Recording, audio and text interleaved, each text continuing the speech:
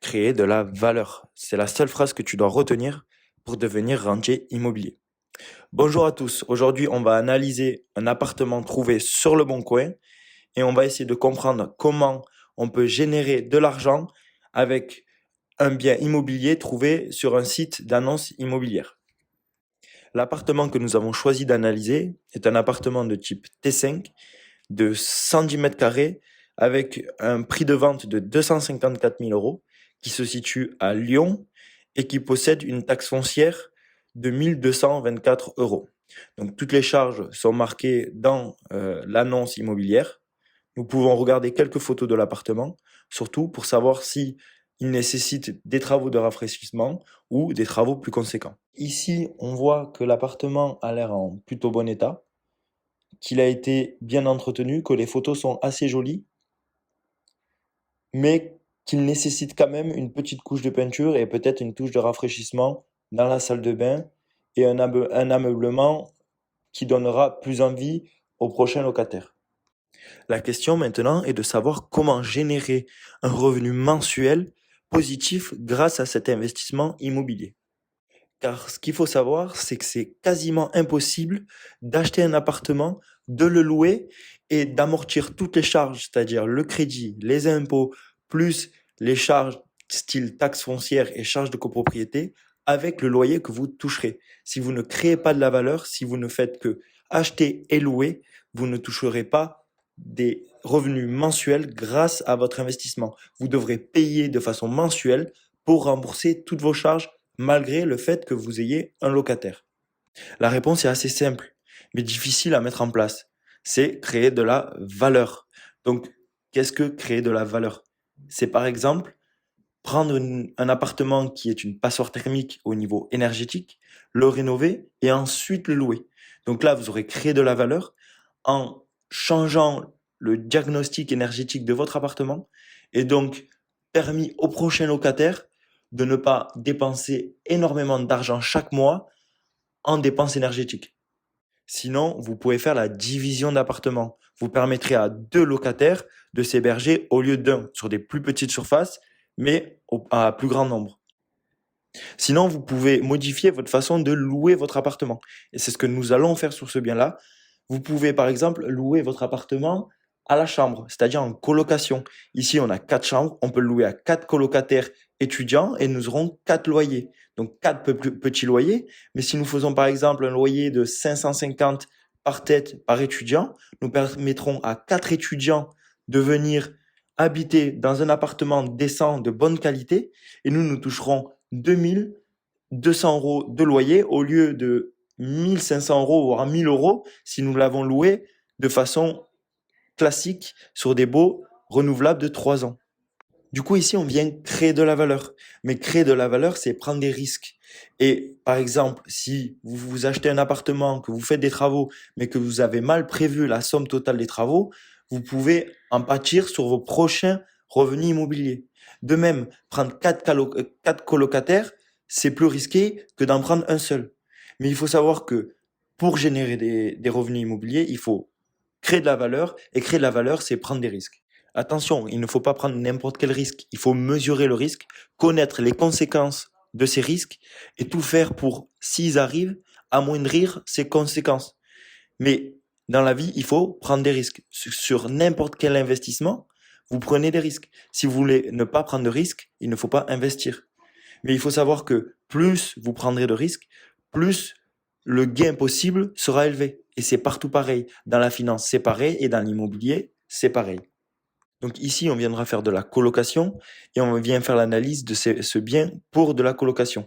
Cet appartement s'y prête car il est proche de toutes les commodités et proche des écoles. Donc on va venir faire l'analyse sur maranta.fr. Qu'est-ce que maranta.fr? C'est un outil que nous utilisons tous les jours pour pouvoir faire l'analyse complète de nos investissements immobiliers. Ça vous permettra de connaître à l'euro près le cash flow que vous générerez avec votre investissement immobilier. C'est génial car ça vous permet de ne pas investir dans les biens qui ne sont pas rentables et qui ne vous générera pas de revenus chaque mois. C'est-à-dire que vous trouvez un appartement sur le Bon Coin ou sur Se Loger, vous l'analysez avec Maranta et vous savez si vous générerez de l'argent ou pas avec ce bien et surtout combien. Donc on va venir rentrer les différentes caractéristiques de notre appartement. Donc nous, c'est un type appartement, on veut financer notre investissement avec du crédit. Donc oui, on est sur de l'ancien, on vient valider la section. Ensuite, on est sur du type T5. La valeur de prix d'achat est de 254 000 euros. Les travaux sont d'environ 6 000 euros si on prévoit large et une surface habitable de 110 mètres carrés. Ensuite, on vient choisir notre mode de location.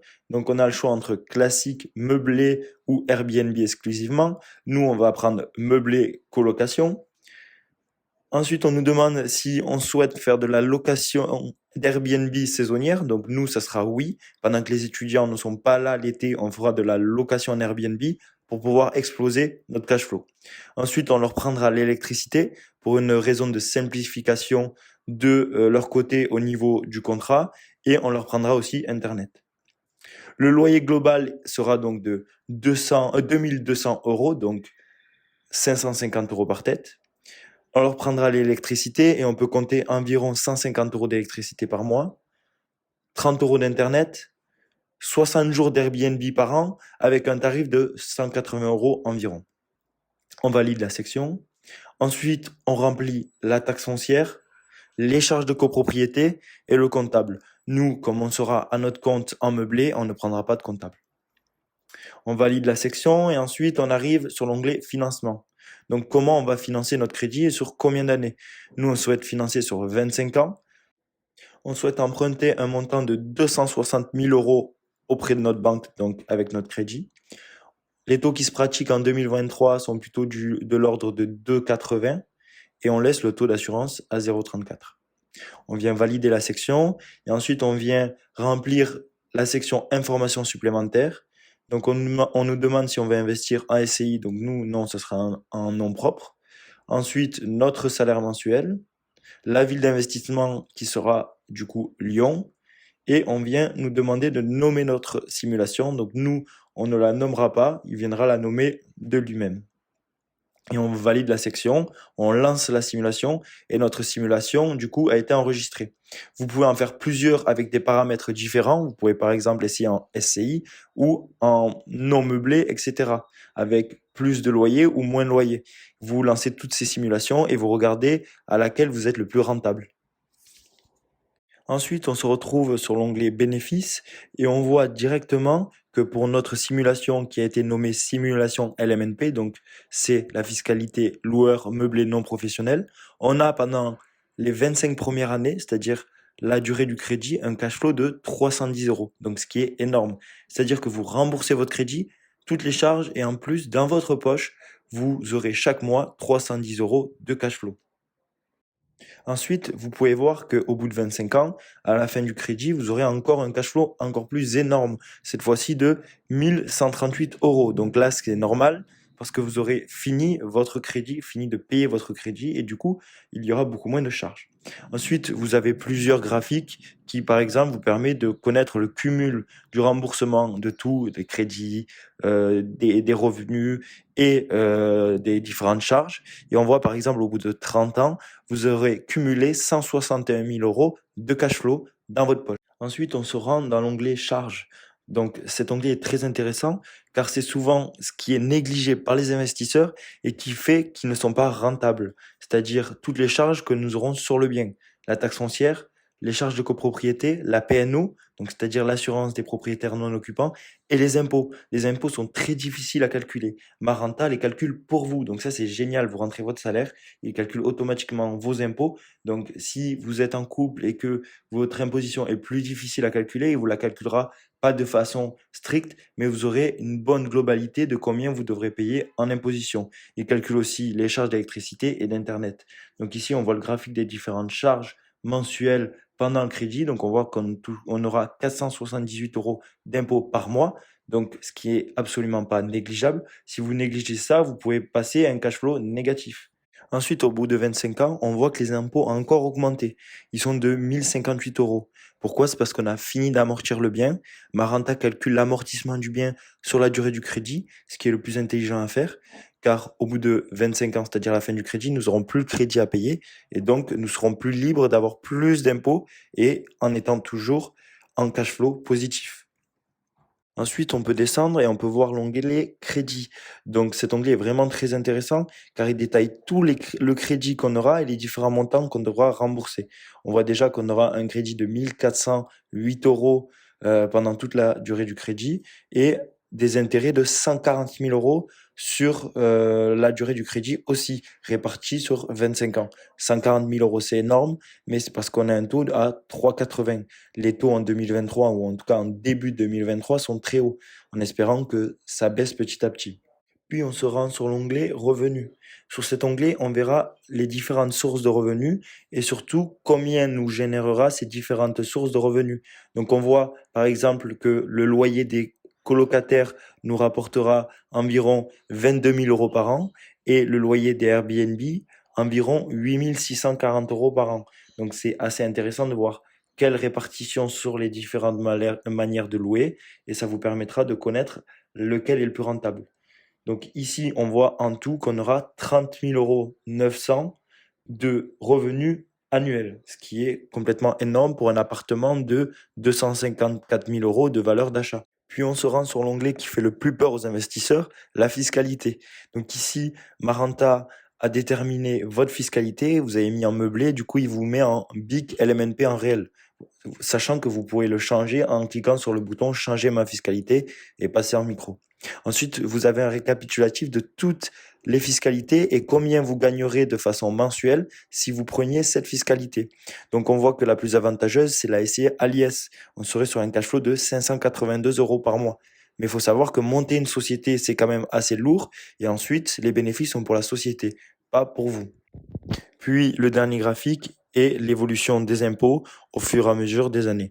Donc on voit que sur la première année, nous ne payerons pas d'impôts, ensuite nous en payerons 5 700 et ensuite beaucoup plus.